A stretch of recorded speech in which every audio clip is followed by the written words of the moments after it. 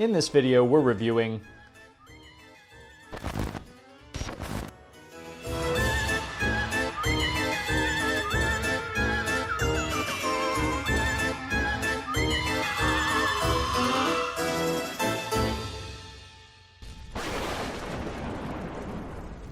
Hello and happy Halloween from the Martini Shot, the home of movie reviews and movie-themed cocktails. Before we get into the review of Smile 2, let's go ear to ear with a bittersweet cocktail called the Grin Tonic.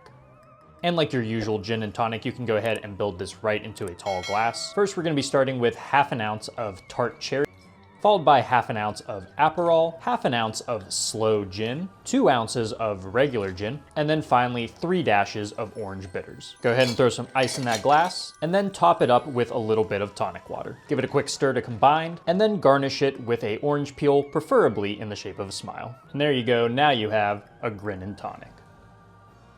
I'll be honest with you, I am not the biggest fan of gin and tonics. I find tonic water to be way too bitter for my taste. But something like this does kind of bring me around just because it's packed with a lot of nice flavors. Obviously, there's that citrus component that comes from the orange bitters, and there's even a little bit of citrus in the Aperol. You just get a tad tinge of sweetness from that tart cherry juice. It really doesn't overpower the drink, but you can definitely tell it's there. It is still predominantly a bitter forward cocktail, but I love the combination of these citrus notes as well as the herbal notes from the 2 types of gin. There's almost like this Christmas spice to it, kind of weird for a drink like this, which is usually pretty refreshing, I guess. But this is a nice little cross between what I guess you would call a gin and tonic and a Aperol spritz, kind of. If you're a fan of bitter drinks, I definitely think you'll get a kick out of this. And if you're not a fan of bitter drinks, this might be a way to slowly ease your way into it. Overall, not half bad. I think it'll make somebody smile out there. Now that we have our drink, let's get right into the review. What a year it's been for pop star horror, a subgenre I didn't think existed until maybe a few months ago. Trap gave us Lady Raven's concert as the centerpiece for a murderous manhunt, and now we have Sky Riley with her tour in jeopardy thanks to a murderous smiling spirit. This is what Chappell Roan was trying to warn us about. I thought 2022's Smile was admittedly better than expected, which wasn't hard to achieve since expectations were already subterranean. Sorry, but Truth or Dare ruined any chance of me finding warped Kubrick-esque smiles scary. Still, director Parker Finn did manage to inject some level of sophistication into what would otherwise be a college short film type premise. It juggled the depression metaphors of the quote-unquote elevated horror genre, while also being chock full of cheap jump scares that picked up the slack for the film's lack of tension, to what I would call a moderate success. And a financial one, which means we might just have a new horror franchise on our hands. Yippee. Smile 2 ends up being more of the same, but comes in a much more appealing, intriguing shell. Putting the focus on a traumatized pop star dealing with the demons of her past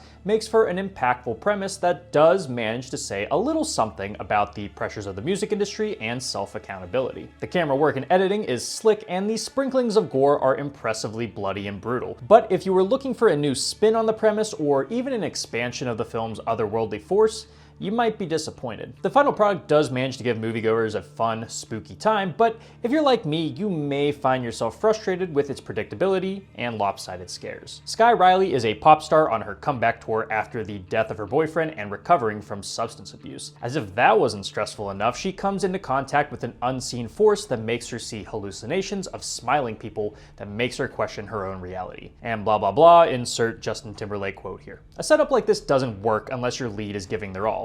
And thankfully, Naomi Scott does bring it. You never really think she's anything other than a music megastar, yet her own guilt and self-hatred over her past does humanize her enough to feel grounded for us normies. While her grapples with trauma don't necessarily say anything all that different from the main character in the first film, narrowing the view to the music industry does make it a bit more intriguing. From manipulative manager moms to creepy superfans, it's all admittedly a lot, though I kind of wish it all led to something a bit more revelatory for the character. The film is quite bleak, and I think that would have worked better if the character of Sky Riley experienced more change over the course of the film than a simple haunting. Really, the most strenuous thing she goes through is her chugging multiples of those big-ass Voss water bottles in one go. Go piss, girl. I'm a bit mixed on the scares in this. On one hand, I think there's some really well-paced, slow moments that hit with suitable payoff. There's a naked man in the dark that gave me real Hereditary vibes, while a wriggling mass of smiling backup dancers lead to a slightly goofy but well-structured onslaught. And yeah, yes, some of the jump scares are actually pretty smart and effective, but not all of them. A lot of them boil down to blindsiding you with a loud noise out of nowhere, and I just think it feels lazy at times, like they forgot to write something spooky into a scene, so